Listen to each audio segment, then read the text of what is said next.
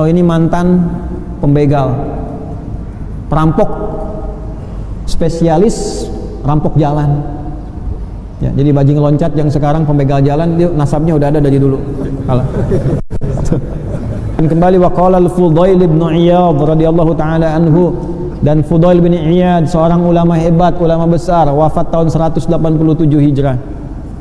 Ya, 803 Masehi. Maaf, ini saya sedikit minta waktu ya, 10 menit ya supaya selesai.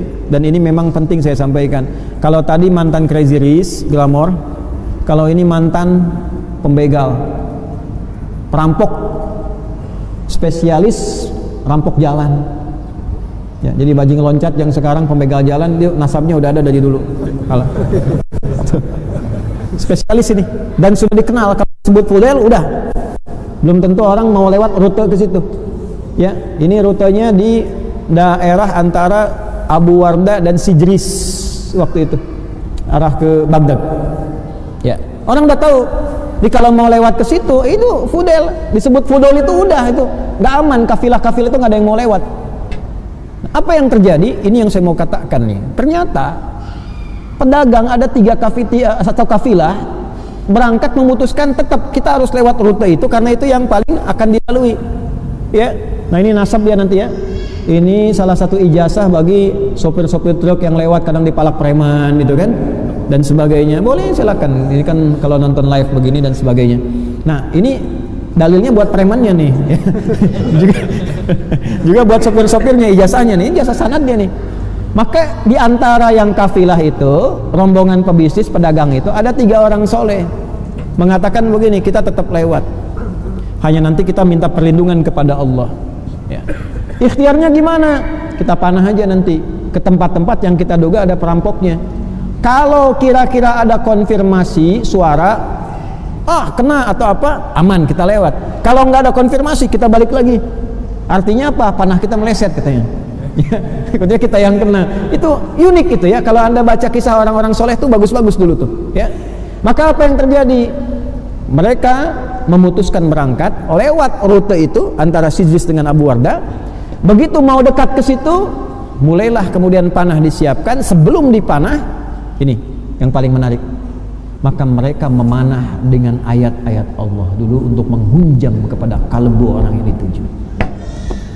Maka yang pertama membacakan Quran surah ke-57 ayat 16 Al-Hadid.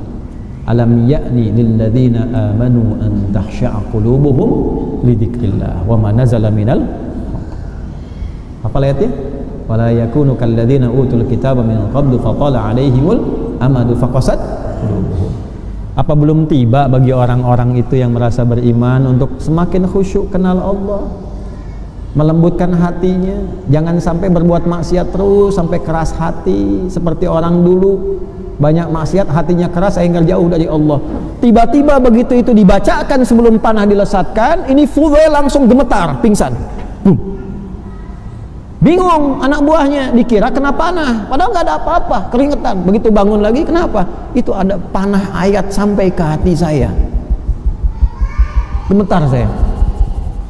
Lalu yang kedua dia bacakan lagi Quran surah Az-Zariyat ayat 50. Fafirru ilallah. Cepat balik ke Allah. Nggak ada orang yang tidak diampuni oleh Allah. Seberat apapun maksiat, selumur apapun noda, nggak ada orang yang nggak diampuni. Cepat kembali ke Allah. Balik ke orang tua bisa ditolak, nggak diaku anak. Balik ke tetangga kemudian nggak diterima. Balik ke Allah. Ya. Nggak ada orang nggak pernah salah. Teman-teman yang di LP, lembaga permasyarakatan dan sebagainya, nggak ada orang nggak pernah salah. Kembali ke Allah. Satu tempat Anda nggak terima, dekati Allah. Dan dengan izin Allah, sedunia membuat Anda diterima. Menghujam, pingsan lagi, kaget lagi gitu kan. Ada panah kedua menembus jantungku, menembus jiwaku. Yang ketiga dibacakan Az-Zumar tuh, ayat 54 itu. Wa anibu, dan segera kemudian bertobat, balik. Ya, tobat anib itu jalan kembali ke jalan yang lurus lagi. Itu runtut 3 ayat itu. Lembutkan hati, dekati Allah. Jadi kalau udah putus harapan dengan manusia, ya, jangan putus harapan dengan Allah. La taqnatu min rahmatillah. Jadi simpulkan pada hati kita, Allah selalu menerima kita. Ya. Keluarga belum terima, lari ke Allah, minta lembutkan hatinya. Ya. Calon yang dilamar belum terima, kembali kepada Allah, terus dekati bapak mertuanya. Minta, balik ke Allah, balik. Nah, dibacakan 3 itu, jatuh lagi, lalu ketika bangun mengatakan pada anak buahnya, pergi kalian semua. Sudah tiba saatnya saya meninggalkan perbuatan saya ini. Kena panah 3, yang panah fisiknya enggak kena, tidak mengenai, itu panah ayatnya sampai kepada jiwanya. Kalau itu yang 3 pedagang itu enggak bersih hatinya, mustahil ayat sampai pada jiwanya. Bersih hati. Ya.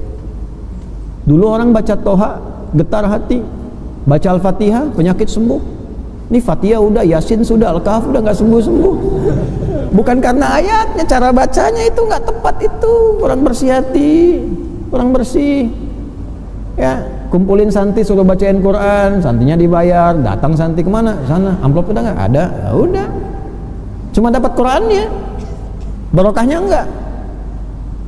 Makanya kalau mau baca Quran, bersihkan dulu hatinya, bersihkan, taubat dulu. Kenapa ada isti'adzah di situ? Supaya hatinya dibersihin dulu. Supaya yang dibacakan itu kalau nggak ke orang lain, ke kita itu ada getaran. Allah itu Pak Ibu maha baik. Ya, Anda itu banyak salah, terus mau ngaji, baru wudu, tenang, buka Quran, keluar ayat sesuai dengan kebutuhan kita. Kok bisa ayatnya sama begitu? Itu kurang baik apa Allah itu? Nah, sehingga Fudail dari peristiwa itu memutuskan pensiun tuh. Ini preman pensiun sudah ada dari dulu. Bayar royalti tuh ke Fudail tuh. Ya. Selesai pensiun, memutuskan untuk mendekati Allah. Datang ke Mekah tadi. Datang ke Madinah. Ibadah aja di situ. Yang paling menarik tiba-tiba apa? Khalifah presiden pada waktu itu Harun ar-Rasyid mimpi, dalam mimpinya diarahkan untuk ke Fudail. Ya, ada kalimat dalam mimpinya. Ya, ada hambaku yang telah mendekat kepadaku namanya Fudail bin Iyad, temukan dia. Dalam mimpinya, presiden mimpi, dalam mimpinya diarahkan kepada mantan preman. Anda bayangkan, mantan begal, mantan perampok, berubah jadi orang baik. Tiba-tiba apa yang terjadi? Ternyata beliau sudah berubah jadi baik, jadi soleh, sampai meninggalkan tempat di situ yang viral sebagai perampok ke tempat lain yang dekat dengan Allah. Masyarakat akhirnya memviralkan dia sebagai seorang hamba yang sangat dekat dengan Allah. Ini ahli ibadah, ini ahli gini. Tapi beliau mengasingkan diri. Kalau sudah viral begitu, pindah ke tempat lain yang nggak kenal, dekati Allah. Terus mengatakan pada dirinya, Yalmusi, pendosa, kamu ini disebut orang soleh, padahal kamu ini banyak salah. Kamu ini disebut pintar, padahal kamu banyak bodohnya. Itu viral sekali itu. Kalau ulama-ulama kita yang punya nasab ini nyambung tuh. Ya, kamu dikiranya banyak amalnya, dermawan, padahal kamu itu masih pelit. Ke dalam dirinya begitu terus. Kamu maunya ngajar, ya, kelihatannya ikhlas, padahal kamu itu pengen kelihatan orang, pengen populer, pengen macam-macam dan sebagainya. Akhirnya apa yang terjadi Bapak Ibu sekalian? Dari situ ketika Harun ar-Rasyid tahu, diarahkan ke situ, dipanggil ke istana. Dan beliau menjadi salah satu penasehatnya dari Harun ar-Rasyid. Dan beliau menjadi salah satu guru dari Imam Asy-Syafi'i, ya, yang nanti ditemani dalam pendakian ilmu dari Imam Asy-Syafi'i, dan nanti juga ditemani juga oleh Bishr tadi, karena Bishr kan lahir 179, ini wafat 187. Bishr al-Hafi itu dalam masa beliau muda-mudanya itu pernah bersamaan waktu dengan ini, tapi belum sempat ngaji yang benar, karena kan tadi jalur hidupnya beda. Inilah Fudail. Tak peduli latar belakang kita, Anda apa. Mungkin Anda kalau tobatnya benar-benar bagus, baik, ya insya Allah besok jadi ulama, lebih baik daripada kami yang mengajar saat ini. Kalau bukan Anda anaknya, kalau bukan anak Anda cucunya, bismillah, doa.